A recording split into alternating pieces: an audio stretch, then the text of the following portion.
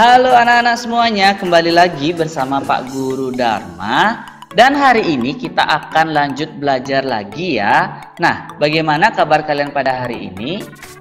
Pastinya masih semangat dong. Nah, hari ini kita akan belajar tema 4, subtema 2 dan subtema 3, muatan pembelajaran PPKN. Nah, kenapa Pak Guru gabung muatan pembelajaran PPKN ini? Karena Pak Guru rasa dua materi PPKN di subtema 2 dan subtema 3 ini masih berkaitan satu sama lain. Maka dari itu Pak Guru gabung menjadi satu video pembelajaran.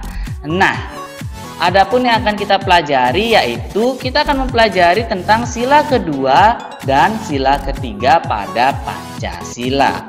Nah, tujuan pembelajarannya setelah anak-anak menonton video pembelajaran Pak Guru, anak-anak dapat mengetahui bagaimana sih pengamalan sila kedua dan sila ketiga Pancasila. Nah, seperti biasa di awal video Pak Guru berikan kalian apersepsi. Namun sebelum kita masuk ke apersepsi, ayo kita berdoa dulu ya agar apa yang kita pelajari hari ini bisa bermanfaat untuk diri kita dan untuk orang lain. Pak Guru akan pimpin doa pada pagi hari ini. Berdoa dimulai.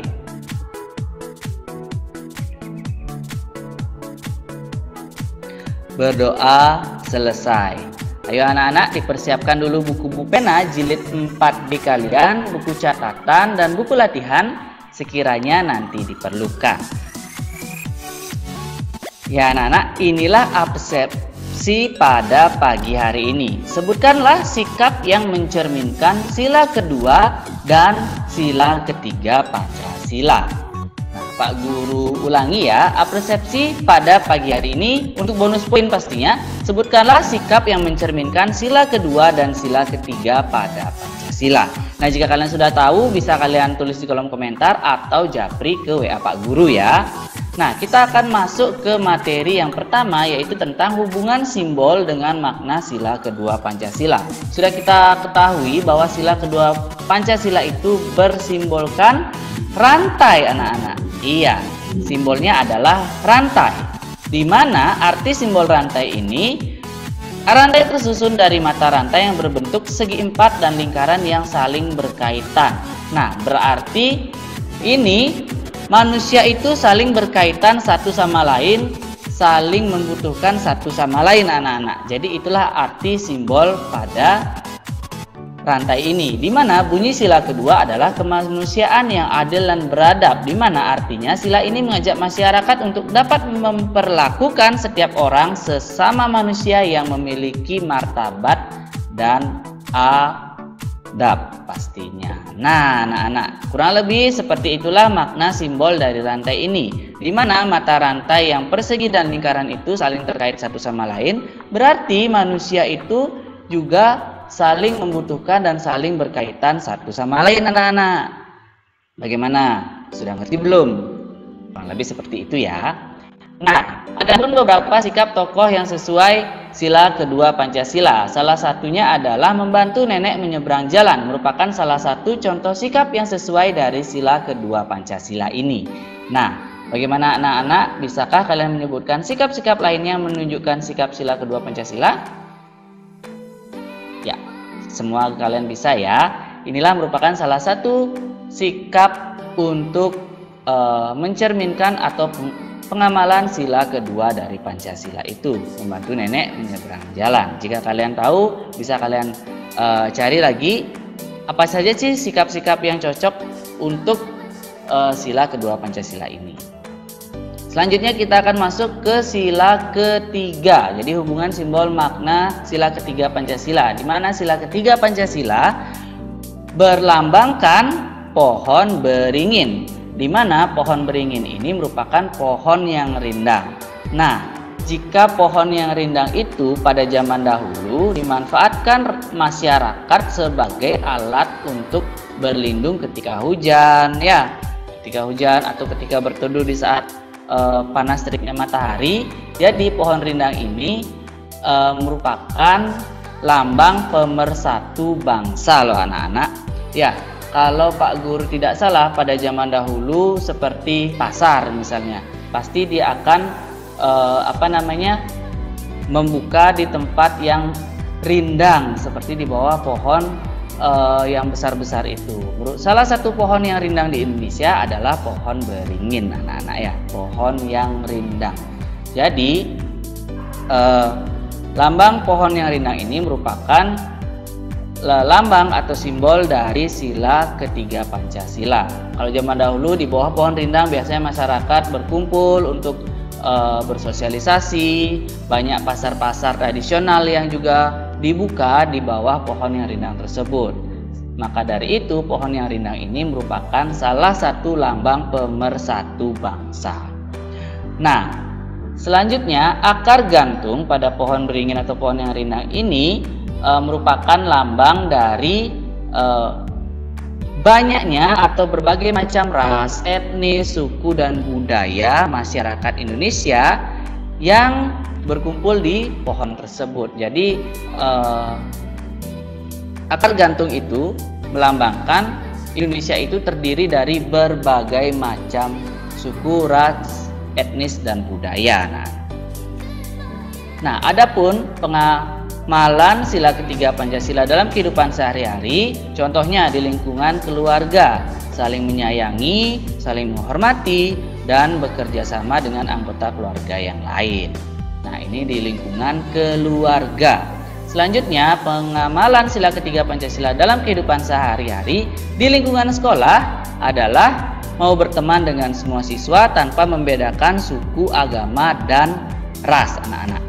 Selanjutnya, jika di lingkungan masyarakat, yaitu ikut serta dalam menjaga keamanan lingkungan sekitar dan ikut kerja bakti membersihkan lingkungan. Itu merupakan pengamalan sila ketiga Pancasila dalam kehidupan sehari-hari. Nah, kita akan masuk ke materi membedakan sikap baik dan kurang baik atau tidak baik. Jadi kita lihat ada sila pertama. Nah, contoh baiknya menghormati sesama umat beragama. Itu merupakan contoh sikap baik untuk sila pertama.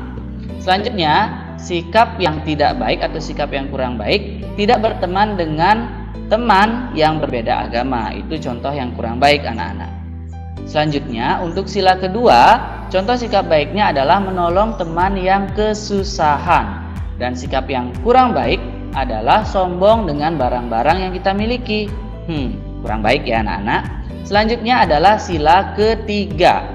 Contoh sikap baiknya yaitu menggunakan produk-produk dalam negeri. Jika kita mencintai Indonesia, mari kita menggunakan produk dalam negeri ya anak-anak ya.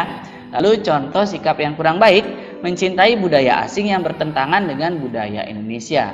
Nah, ini merupakan salah satu yang krusial anak-anak. Jika memang kita mengikuti tren dari budaya asing, setidaknya kita harus mengikuti tren yang memang cocok dengan budaya di Indonesia. Jangan yang bertentangan loh. Nah, selanjutnya sila keempat. Contoh sikap baiknya adalah menyampaikan pendapat dengan sopan di depan kelas. Tetapi, contoh sikap yang kurang baik, memaksa orang lain untuk mengikuti pendapat kita. Itu kurang baik anak-anak. Selanjutnya sila kelima. Contoh sikap baiknya membiasakan hidup hemat.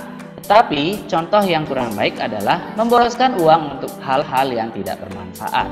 Ya, kurang lebih sekian yaitu untuk membedakan sikap baik dan kurang baik di bagian pertama anak-anak. Jadi semuanya sudah tertulis di tabel yang Pak Guru berikan ini.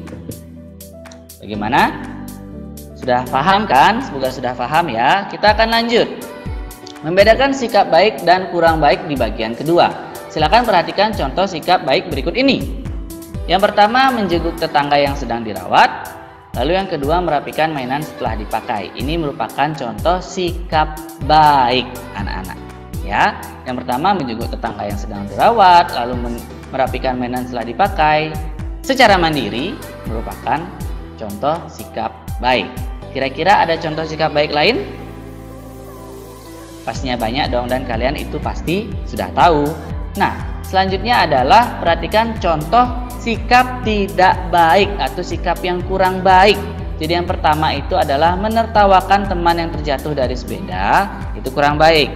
Masa teman kita jatuh dari sepeda kita tertawakan, kan kurang baik ya anak-anak ya.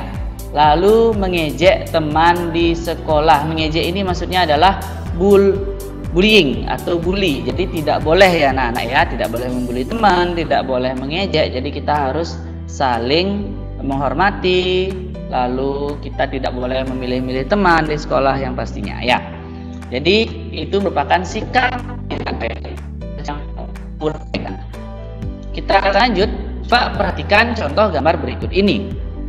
Nah, di sini ada Jonas dan temannya. Sekarang Jonas dia sedang jatuh.